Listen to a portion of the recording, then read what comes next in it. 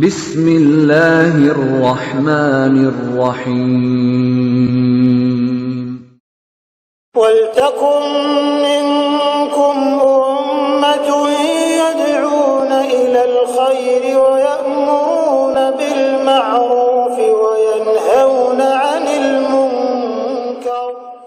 Assalamualaikum warahmatullahi wabarakatuh. Innal hamdalillah yuqail. Segala puji bagi Allah Subhanahu wa taala yang berfirman, ma asaba min musibatin illa biiznillah. Tidak ada satu pun musibah kecuali musibah itu dengan izin Allah Subhanahu wa taala. Wa may yu'min billah yahdi qalbah. Dan siapa yang Allah beri hidayah untuk menerima musibah itu, maka Allah akan berikan petunjuk dalam hatinya. Wallahu bikulli syai'in alim. Dan Allah meliputi segala sesuatu ilmunya.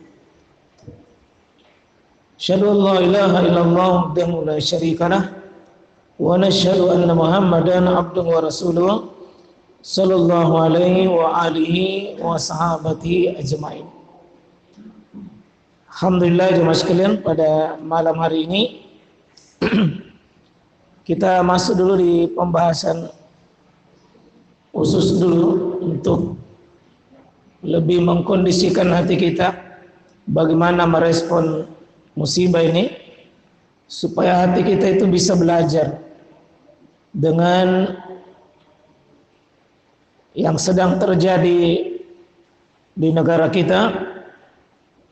Ya, boleh dikata sejak tanggal 1 Januari sampai sekarang tidak berhenti musibah.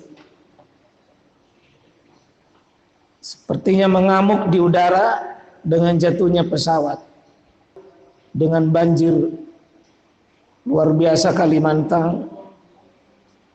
Ya, sudah puluhan ribu, ya 20.000 kaum muslimin dan muslimat serta yang bukan muslim merasakan luar biasa akibatnya.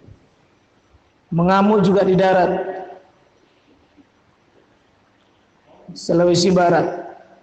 Jadi 3 arah ini, udara, laut dan darat, sepertinya bicara semua sama kita.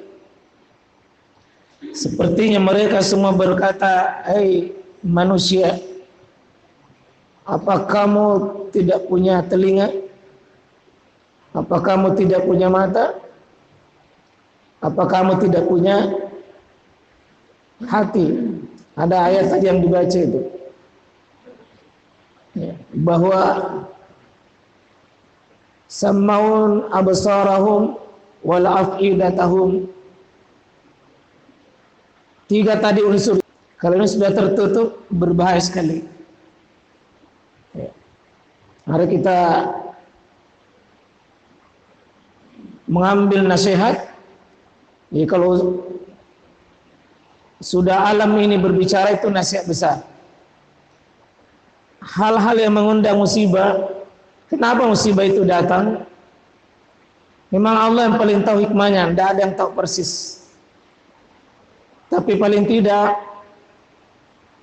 ada informasi Quran yang bisa kita ambil dan tangkap. Ini yang pertama dalam surah At-Taghabun, bahwa ma asaba min musibah, tidak ada pun satu musibah. Ya, saya coba cari tadi dalam Al-Quran, ini kurang lebih 10 kali diulang kata ini dalam Al-Quran, yang kata musibah. Ya, jaminannya tidak ada satu musibah kecuali illa biiznillah. Pasti ilmunya Allah, ya, takdirnya Allah, keadaannya Allah, ketentuannya Allah dengan ilmu itu. Mohon obati hati kita ya sekalian yang ikut dengan di sana itu hukum alam saja, tidak ada hubungannya dengan dosa. bahkan seolah-olah ya tidak ada hubungannya dengan Allah, seolah-olah ini bergerak sendiri, ini alam ini. Ini sebuah kebatilan manusia, cara berpahamnya seperti itu.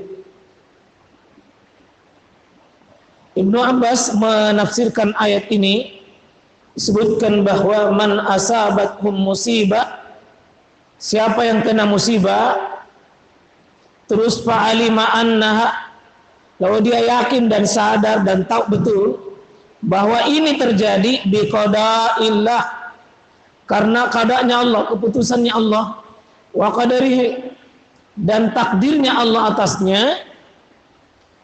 Ya, ini ilmu.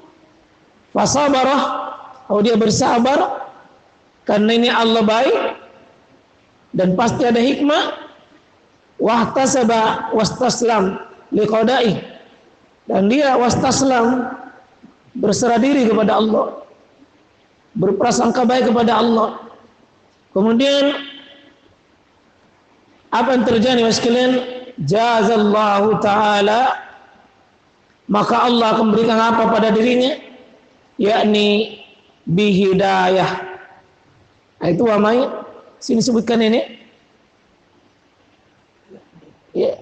Wa may yu'min billah, siapa yang beriman tadi bahwa ini takdirnya, ini qada'nya, ini maunya Allah, maka Allah akan buka di sini. Ini khusus yang percaya tadi. Khusus yu'min billah. Oh, dia beriman pada Allah, maka Allah akan kasih dia yahdi qalbah, petunjuk dalam hatinya. Ini petunjuk dalam hatinya. Ini balasannya nih. Kalau ada orang kena musibah tapi yakin ini dari Allah, ini ketentuan Allah, ini keputusan Allah, maka dia akan terseleksi untuk bisa dapat dia hidayah untuk mendapatkan ketenangan. Allati hiya aslu kulli sa'adatin wa khairi fid dunya wal akhirah. Maka dengan diberikannya hidayah, maka pangkal ketenangan dia, pangkal dia, kebahagiaan dia untuk melewati tahap-tahap musibah itu. Insyaallah.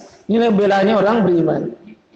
Jadi tidak ada kebetulan, dan jangan pernah mengatakan itu hukum alam saja, seolah-olah tidak ada hukum akibat dosa. Nah, kita lihat ini sebab pertama mengapa Allah kirim. Mengapa Allah kirim? Karena manusia itu sudah rata-rata merasa bodoh, cuek, acuh tak acuh, tidak peduli, saling membiarkan dengan kemungkaran yang terjadi. Kalau sudah penyakit ini datang mencup pada diri kita, ya sekalian, tidak ada orang mau tegur, tidak ada orang lihat saja. Terutama di sini diamnya ulama. Padahal kalau ulamanya ditutup mulutnya, ya, pemberi nasihatnya diusir, ya, pemberi nasihatnya ditutup mulutnya, seolah-olah itu membawa bahaya kalau dia bicara, mengancam ketenangan dan ketenteraman. Ini berbahaya. Dan akhirnya semua orang takut bicara. Akhirnya dirimu, diriku, elokno. Ini penyakit itu mas. Bukan cuma di negeri kita saja, di rumah kita. Suami biarkan istri tidak tutup aurat, diam. Kemungkaran. Seorang orang tua melihat anaknya, ya, bermaksiat, bawa pacarnya ke rumah, meridhoi, kemungkaran. Tetangga kiri kanan berjudi, pesta minuman keras, ini kemungkaran.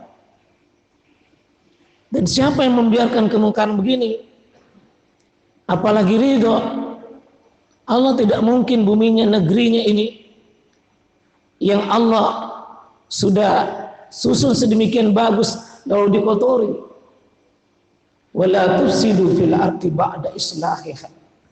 Jangan kau bikin kerusakan, yang kau bikin kotoran di buminya Allah yang bagus ini sesudah Allah menata hukumnya dengan sebaik-baiknya. Di mana saja sekalian berlaku ini.